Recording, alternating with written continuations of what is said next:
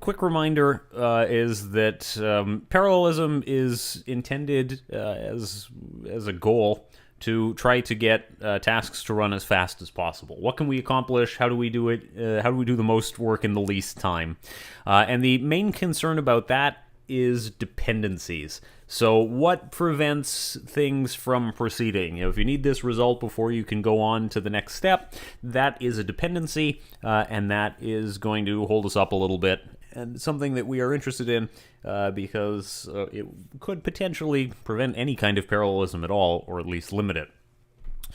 Whereas when there's concurrency, it just means that the ordering of two tasks is not predetermined. If you have two assignments and they're both due on the same day, you could work on them in any order, really.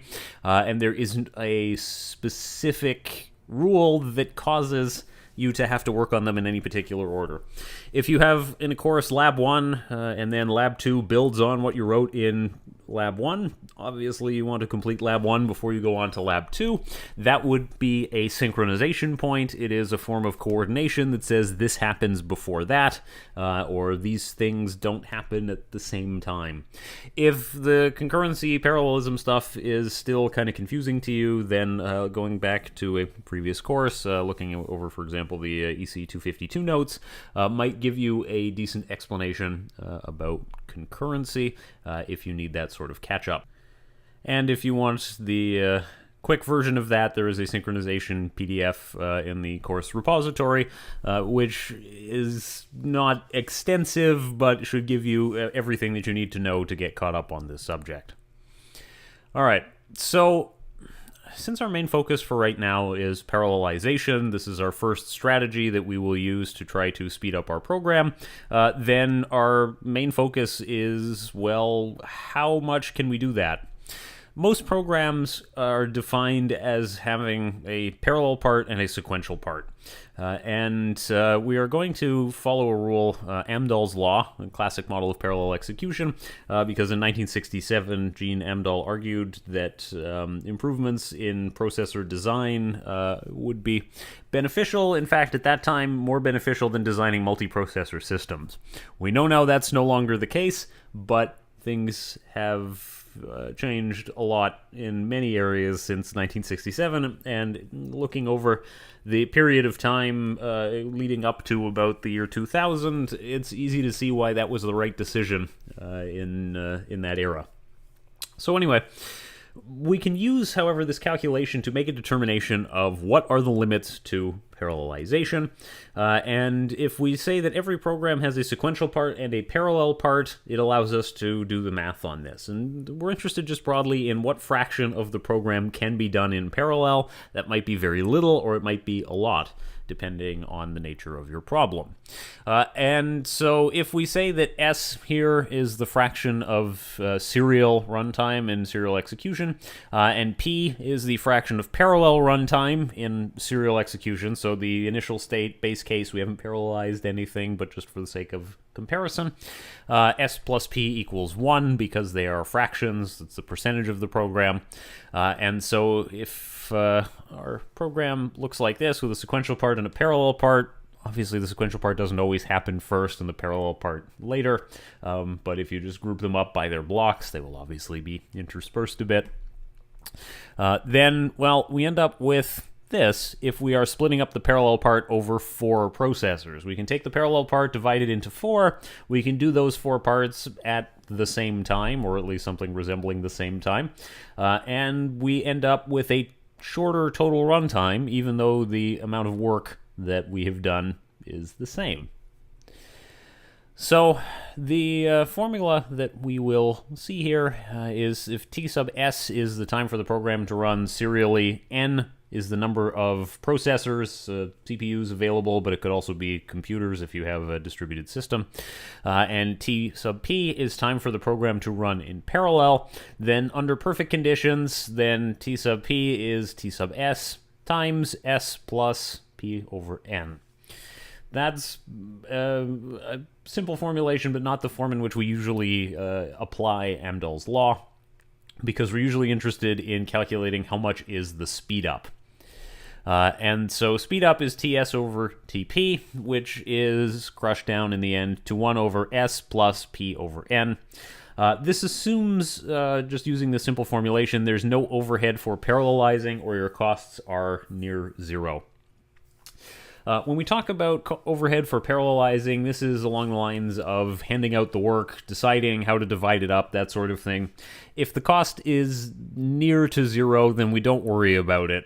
If the task being computed takes 12 hours to compute, and you have to spend 1 extra second deciding how many CPUs we have and how to hand out the work and how to collect the results at the end, huge win. We would say, listen, as compared to the 12 hours, the 1 second is totally irrelevant, and we're not going to think about it, so we can just use this formula as it is.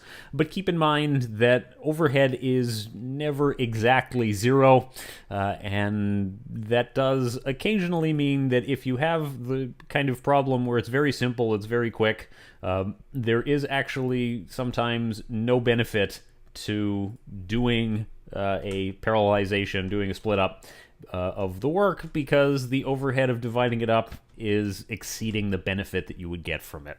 But that is hopefully rare. In any case, like, how well does our model work? Well, I mean, here's the kind of speed up that you could possibly get based on the number of processors you have available. And you can see that in the ideal case here, this top straight line, if it's 100% parallel, then having more processors is always better. But we do eventually get diminishing returns as things go along. And if we have a 50% parallelizable problem, we're capped out pretty quickly, and our speed up never gets to be that good, no matter how many CPUs we throw at it. I mean, going back to our formula, we could argue it sort of makes sense. In a world where the program is completely parallel and we have infinite processors, then we could speed it up infinitely, really. Okay. And a program that is completely sequential, there's nothing in it that can be parallelized, then it doesn't matter how many CPUs we have, the speed up will always be 1, because S is 1 and P is 0. In this formula, and ultimately there's no improvement that can be made. And so, yeah, that is more or less how it works. So the maximum speed up can be calculated based on this, and the asymptotes in the previous graph, as you may have imagined, are bounded by that maximum speed up. And if we just replace S with 1 minus P, so there's one less variable in this equation, the maximum speed up is 1 over 1 minus P, or if you prefer 1 over S, because as the number of CPUs approaches infinity, P over N approaches 0. And so if our parallel part is going to be 99% and we have 18 CPUs available, then we can get a speed up of about 15 times. If our parallel fraction is 50% and we have 18 CPUs, best case scenario, we get a doubling of the completion of our program, so it takes half the time, or a speed up of 2. So if you wanted a less sort of hypothetical example, if you have a task that can be executed in 5 seconds and contains a parallelizable loop, we'll say that of this, the initialization and recombination code takes 400 milliseconds. So with one processor executing, it takes 4.6 seconds to execute the loop. And if we split it up and execute on 2 processors, divide it in half, we get 2.3 seconds to execute the loop, and add to that our setup and cleanup time. For a total of 2.7 seconds, and using 2 CPUs instead of 1 means that we get a speed up of about 46%. And the thing that we notice as we move down our chart here is that with one processor we get 5 seconds runtime, 2.7, 4 is 1.55, but very quickly when we're looking at 64 processors as compared to 128, there's not a lot of difference in there. And there aren't too many 128 core laptops lying around that I know of, at least at the time of recording.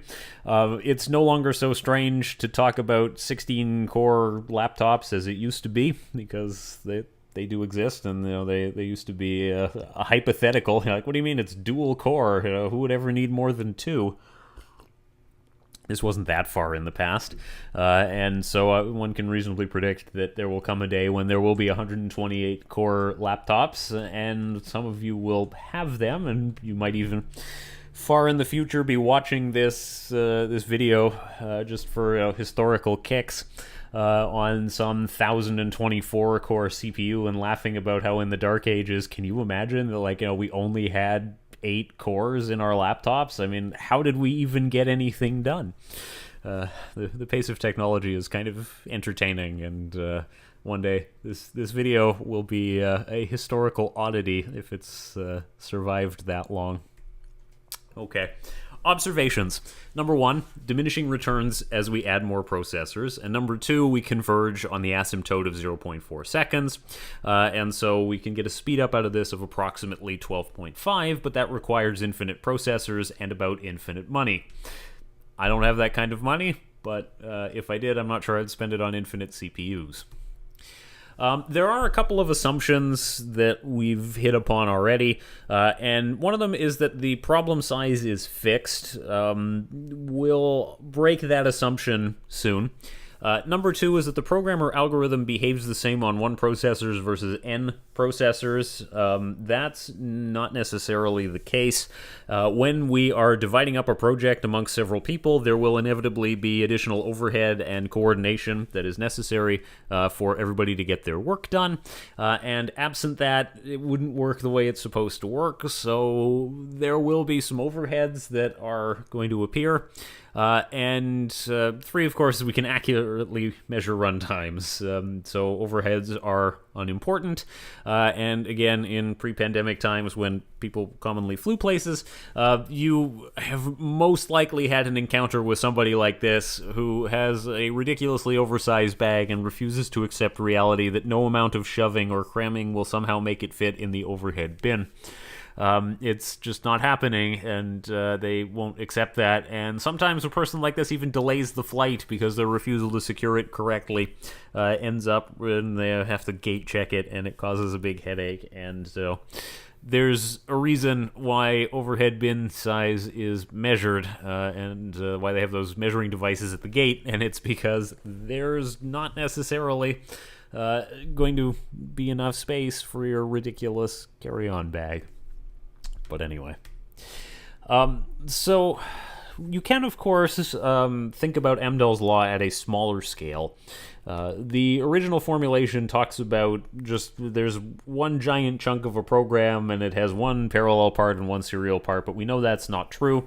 And of course, you can imagine that a more realistic view of this is to consider different chunks of your program as being their own individual entities, and those chunks have parallel parts and sequential parts. And so your speed up is based on how well you do at speeding up different chunks, right? If we're making a change in one part of the program, you could see what the impact of that is on the overall runtime. So consider a program with 4 parts in the following scenario. Part 1 takes 55% of the runtime, Part 2 25%, Part 3 15%, Part 4 5%. In option 1, we don't touch Part 1 at all, and we have a speed up of 5 on Part 2, a speed up of 3 on Part 3, a speed up of 10 on Part 4. And in option 2, parts 2, 3, and 4 don't change, but part 1 gets a speed up of 2. We can implement option 1 or option 2, and my question to you is, which option is better?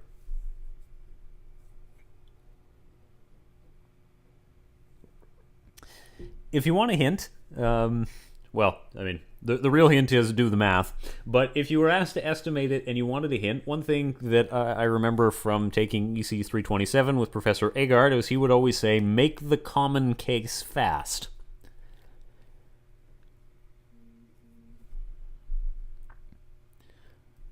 All right, now if we plug and chug the numbers, just dividing the program up, option 1 gets a speed up of 1.53 and option 2 gets a speed up of 1.38.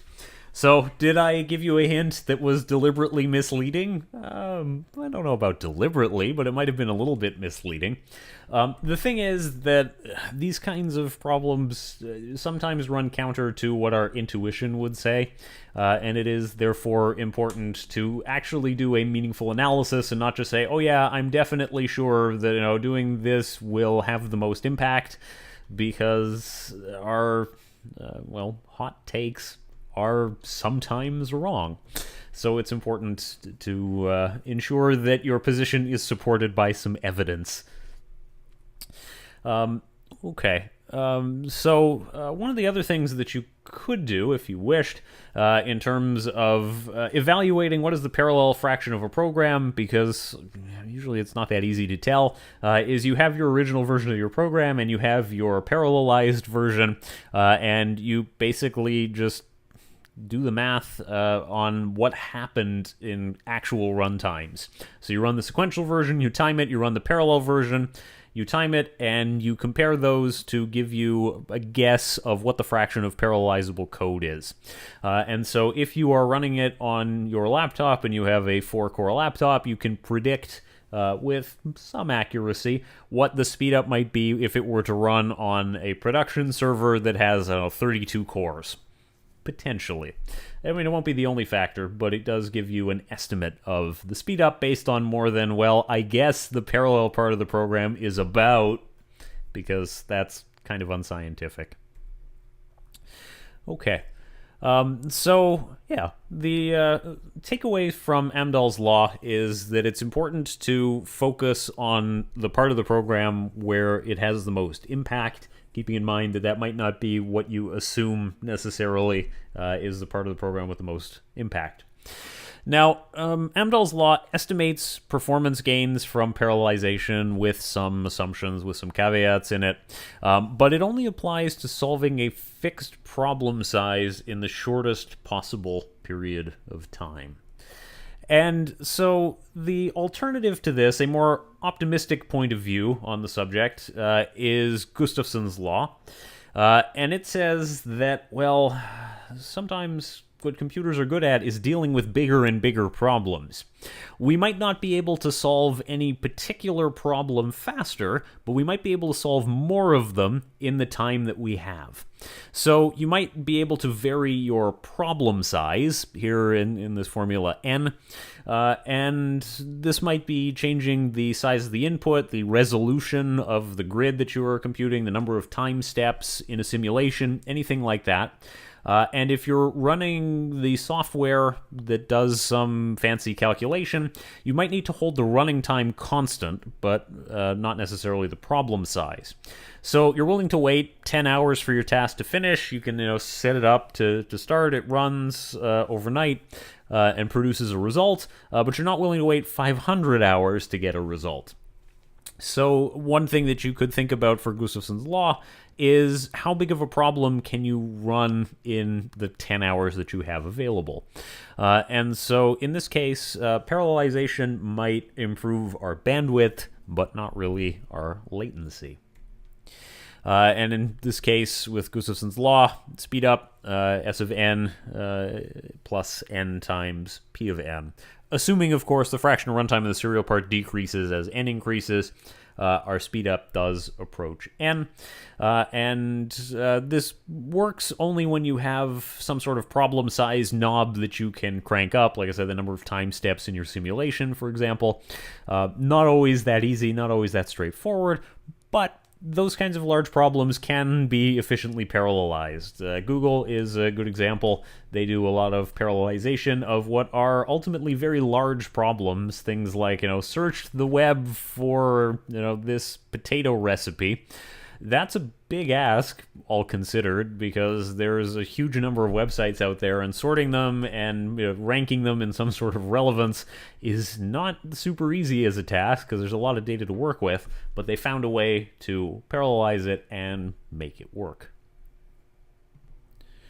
So to close out the discussion, and highlight the difference between Amdahl's law and Gustafson's law is if you're traveling between two cities that are 90 kilometers apart, let's say that you are in Kitchener and you are traveling to Toronto, if you travel for an hour at a constant speed of less than 90 kilometers an hour, you can never get your average equal to 90 kilometers an hour, even if you speed up quite a lot after the hour has elapsed. Right? The total distance is 90 kilometers, and if you only managed 50 kilometers in the first hour, it doesn't matter if you drive 200 kilometers an hour, your average can't catch up to be 90 kilometers an hour. However, Gustafson's law says if you've been traveling at a constant speed less than 90 kilometers per hour, given enough distance, you can eventually bring your average up to 90 kilometers an hour. So this is, you are driving to Montreal, that's where your next co-op is, and it's a fairly lengthy trip, maybe 600 kilometers or so from Kitchener. Well, if the first hour was slow because you were driving through Toronto and you only managed 50 kilometers in the first hour because traffic was bad in Mississauga, that kind of thing, eventually, given enough distance, you can probably get the average up to 90 kilometers per hour. Might require more than 600 kilometers in this case, so might be a bit of a long trip, but also don't drive over the speed limit in a reckless fashion. That is unsafe, and I cannot recommend it. But this highlights the difference between Amdahl's law and Gustafson's law in a driving-related analogy.